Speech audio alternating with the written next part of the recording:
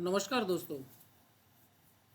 फिर से एक बार आप सभी दोस्तों के सामने नॉलेज इज़ पावर का पार्ट 15 के रूप में जो ये वीडियो है वो आपके सामने लेके उपस्थित हो रहा हूँ।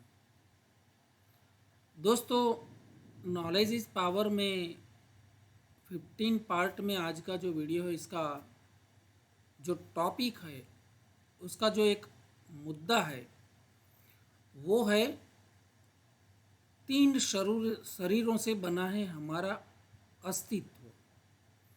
यानी कि हमारा अस्तित्व जो है तीन शरीरों से बना है। तो आपको जानना चाहिए कि कौन सा शरीर आपके पिछले जन्म से जुड़ा हुआ होता है।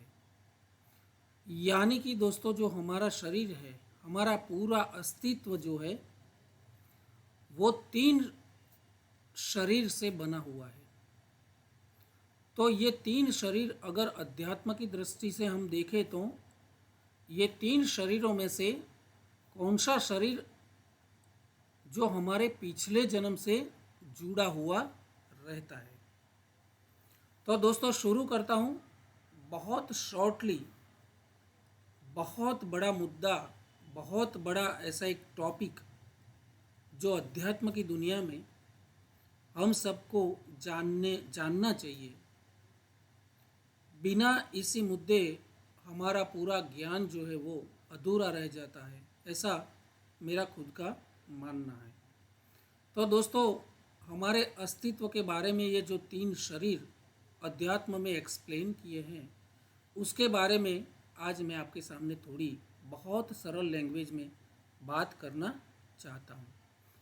तो दोस्तों, आज का जो वीडियो है उसका फर्स्ट टॉपिक जो मैं डिस्कस करने जा रहा हूँ कि हमारे अस्तित्व के बारे में एक नहीं बल्कि तीन शरीर से हमारा अस्तित्व बना है। तो आप सबको मैं बोलता हूँ कि जानिए कि आपका कौन सा शरीर आपके पिछले जन्म से जुड़ा होता है। तो दोस्तों, सबसे पहली बात है कि अध्यात्म के अनुसार अगर हम देखें तो हमारे अस्तित्व से जुड़े हुए तीन शरीर हैं, जिसमें सबसे पहला शरीर जिसको हम ये बोलते हैं कि स्थूल शरीर है, जो फिजिकली हम टच कर सकते हैं। दूसरा हमारा शरीर है, उसको हम बोलते हैं सूक्ष्म शरीर। और तीसरा हमारा जो शरीर है वो है कारण शरीर। तो ये तीन शरीर जो है वो तीनों का होने का एक मकसद, और वो भी अलग अलग मकसद है, और तीनों की क्षमताएं भी अलग अलग है। एक ही हमारा अस्तित्व जिसके तीन शरीर अकॉर्डिंग टू अध्यात्म, हमारे जो भारतीय अध्यात्म की बातें हैं उसमें जो हमारे लिए तीन शरीर की बातें करी हैं, वो तीनों शरीर का मकसद अलग अलग होता है और तीनों की क्षमताएं भी अलग अलग है। दोस्तों, हमारा ये जो शरीर हम देख सकते हैं, ये पूरा जो बॉडी है वो सूक्ष्म शरीर है। उसके अंदर पूरा बॉडी है वो फिजिकल बॉडी जिसको हम स्थूल शरीर बोलते हैं, और उसके अंदर एक सूक्ष्म शरीर बिल्कुल होता है, और उसके अंदर भी जो हमारी आत्मा जिसको हम बोलते हैं कारण शरीर। ठीक है, तो इस तरह से हमारे एक ही अस्तित्व के तीन तीन शरीर अध्यात्म में वर्णन किया है, जिसको हम बोलते हैं योग और अध्यात्म में मानव शरीर स्थूल शरीर भी है, सूक्ष्म शरीर भी है और कारण शरीर भी है। अब दोस्तों, अलग अलग करके इसको मैं आपको समझाने का प्रयास करूं तो स्थूल शरीर, ये भौतिक शरीर जिसको हम बोलते हैं फिजिकल बॉडी, जिसको हम टच कर पाते हैं, जिसको हम स्पर्श कर सकते हैं, तो वही जो हमारा जीवंत बॉडी है, फिजिकल बॉडी, उसको हम भौतिक शरीर बोलते हैं। अध्यात्म की लैंग्वेज में उसको स्थूल शरीर बोलते हैं, जो नाशवंत है। जन्म भी लेते समय हमको जो प्राप्त होता है और जिसकी मृत्यु भी होती है, वो हमारा स्थूल शरीर है। दूसरा जो एक है वो सूक्ष्म शरीर, यानी कि वही ये फिजिकल बॉडी के अंदर जो हमें दिखाई नहीं देता है, लेकिन हमारे इस फिजिकल बॉडी में 4 कंपोनेंट से बना हुआ एक सूक्ष्म शरीर है। वो 4 कंपोनेंट जो है वो मन, बुद्धि, चित्त और अहंकार, ये 4 कंपोनेंट से बना हुआ एक सूक्ष्म शरीर होता है। दोस्तों, जैसे फिजिकल बॉडी हमें टच करने से, स्पर्श करने से पता चलता है, वैसे ही ठीक जो हमारा सूक्ष्म शरीर है उसके साथ हमारी भावनाएं जुड़ी हुई होती है, हमारी इच्छाएं जुड़ी हुई होती है, और हमारी जो वृत्ति होती है, हमारा जो मन है, हमारी वैचारिक प्रक्रिया जो है, ये सारी बातें जो है, हमारी बुद्धि शक्ति है, ये सारी बातें ये सूक्ष्म शरीर से जुड़ी हुई होती है। और ये चारों, मन, बुद्धि, चित्त और अहंकार, जब ये सारी बातें चारों इकट्ठी होती है तो उसको हम सूक्ष्म शरीर बोलते हैं। इस फिजिकल बॉडी जब नाश होती है, जब मृत्यु के बाद की बात करूं अगर, तो हमारी आत्मा के साथ अगले जन्म में या फिर हम पिछले जन्म में क्या थे, इसके पहले के जन्म जो हमारा था, वो पूर्व जन्म के बाद इस जन्म में हमारे साथ थोड़ी कुछ बातें आती हैं, थोड़ी कुछ कैरेक्टरिस्टिक्स यानी कि लक्षण जो हमारे आते हैं, हमारी कुछ वृत्तियां हमारे साथ आती है, हमारे कर्म जो हमारे साथ आते हैं, ये सब ये सूक्ष्म शरीर के साथ आते हैं। वो अगले जन्म में भी आत्मा के साथ थोड़ा जुड़ा हुआ रहता है। तो ये है हमारा सूक्ष्म शरीर। और तीसरा जो है उसे हम कारण शरीर बोलेंगे। कारण शरीर दोस्तों और कुछ नहीं है, इस फिजिकल बॉडी के अंदर हमेशा आनंदमय रहने वाला एक आनंदमय छोटा सा कोश है, जो हमेशा हमारी आत्मा से ही जुड़ा हुआ होता है। तो ये आत्मा से जुड़ा हुआ होने के कारण हमारी आत्मा हमेशा हमें पॉजिटिव डायरेक्शन ही देती है, कोई भी बुरा काम करने से हमें रोकती है। हम हमेशा आनंदमय रहे, क्योंकि आत्मा तो हमेशा अनंत है, उसकी अंत नहीं है, उसका विनाश नहीं है, उसका नाश शक्य नहीं है। आत्मा एक ऐसी चीज है जो हमेशा हमें पॉजिटिव और आनंदमय रहने की दिशा में हमें हमेशा मार्गदर्शित करती है।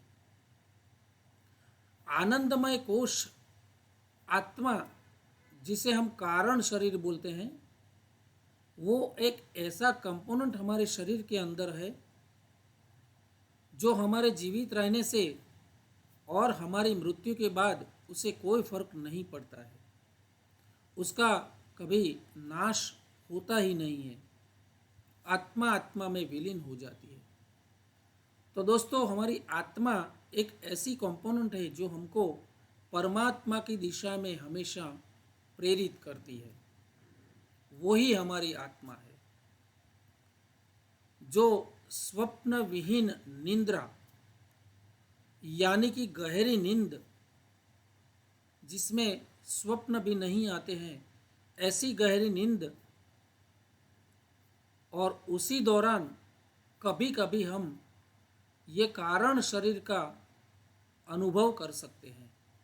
कारण शरीर महसूस करना, ये बहुत गहरी नींद जो स्वप्न विहीन है, यानी कि हमारा सूक्ष्म शरीर और हमारा स्थूल शरीर, ये दोनों जब कार्यहीन होते हैं, बिल्कुल एब्सेंस ऑफ स्थूल शरीर और सूक्ष्म शरीर, उस दौरान कारण शरीर को हम महसूस कर सकते हैं। वो शायद हमारी ज़िंदगी में बहुत कम किस्से ऐसे होते हैं जिस समय हम हमारी आत्मा की पुकार सुन पाते हैं, वो ही हमारा कारण शरीर है। दोस्तों, कभी कभी मैं एक यहाँ पर उदाहरण देना चाहूँगा। कभी कभी हम जब रात में सोते हैं और सोते वक्त हमको कोई अच्छा या बुरा स्वप्न आता है, तो जब हम नींद में ड्रीम देखते हैं, स्वप्न देखते हैं, फिर सो जाते हैं, स्वप्न खत्म हो जाता है, सो जाते हैं, और जब सुबह उठते हैं तो कभी कभी तुरंत या कभी दिन का आधा प्रहर खत्म होने के बाद भी किसी भी समय हमें वो स्वप्न याद आ जाता है। इसका सीधा मतलब यह है कि जब हम जागृत अवस्था में होते हैं, जब हमारा स्थूल शरीर कार्यरत होता है, तो अचानक हमारे शरीर में से एक ऐसी आवाज़ आती है जो हमें बताता है कि भाई, जब हम रात में सोते थे तो आपको एक स्वप्न आया था और ये स्वप्न यही था। तो यह हमें कौन बताता है? इसका सीधा मतलब है कि हमारे शरीर में स्थूल शरीर के अलावा मन बुद्धि चित्त अहंकार के रूप में एक सूक्ष्म शरीर भी है, जो हमारी सारी प्रोसेस, वैचारिक भूमिका, जितने भी सोच विचार आते हैं, जितने भी स्वप्न आते हैं, उसको स्टोर करके हमें बताता है कि भाई ये घटना हुई थी। तो दोस्तों, इसी तरह से ये तीन प्रकार के जो शरीर हमारे ये स्थूल शरीर के द्वारा अंदर ईश्वर ने बनाए हैं। दोस्तों, इसमें सबसे पहला जो है ये स्थूल शरीर है, लेकिन ये सूक्ष्म शरीर जो मन बुद्धि चित्त और अहंकार चारों घटकों से बना है, और उसमें भी एक छोटी सी आत्मा के रूप में आनंदमय कोश कारण शरीर के रूप में विराजमान हमेशा होता है। दोस्तों, ये तीनों शरीर जो है वो आखिर में तो परिवर्तनशील ही होता है। स्थूल शरीर का नाश हमेशा होता है, इसकी जन्म भी होती है, मृत्यु भी होती है। तो सूक्ष्म शरीर का कुछ हिस्सा आत्मा के साथ जुड़ा होता है, यानी कि सूक्ष्म शरीर जो है हमारा, वो स्थूल शरीर और यहाँ पर कारण शरीर, ये दोनों के बीच वाली जो पोजीशन है वो है सूक्ष्म शरीर। ये दोनों के साथ जुड़ा रहता है, यानी कि हमारी मृत्यु के बाद भी कारण शरीर के साथ सूक्ष्म शरीर हमेशा जुड़ा रहता है। इसीलिए हमारे आने वाले अगले जन्म में हमारे कर्मों के कारण कुछ अच्छा होता है, कुछ अच्छी जाति या अच्छी विद्वता के साथ, प्रगति के साथ हमारा नया जन्म होता है, अच्छी जगह पर हमारा जन्म होता है, जो हमारी दिशा ईश्वर की प्राप्ति की ओर है, उसी तरह से हमारा जन्म होता है।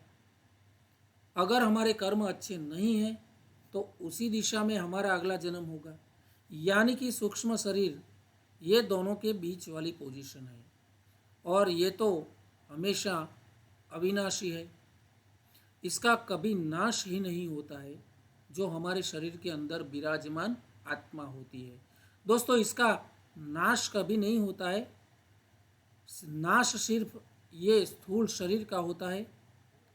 इसका थोड़ा कुछ हिस्सा आत्मा के साथ जुड़ा हुआ है, तो अगले जन्म में भी आत्मा के साथ रहता है, और कारण शरीर जो है वो अविनाशी है, अमर है, इसका कभी पॉसिबल ही नहीं है नाश। तो जब आत्मा, यानी कि जब हमें आत्म साक्षात्कार होता है। ईश्वर की कृपा से अगर हम भक्ति मार्ग में, अध्यात्म के मार्ग में किसी भी प्रकार की आध्यात्मिक भक्ति करते हैं और अगर हमें साक्षात्कार, आत्मा का साक्षात्कार होता है, तो वो आत्मा आत्मा से मिल जाती है।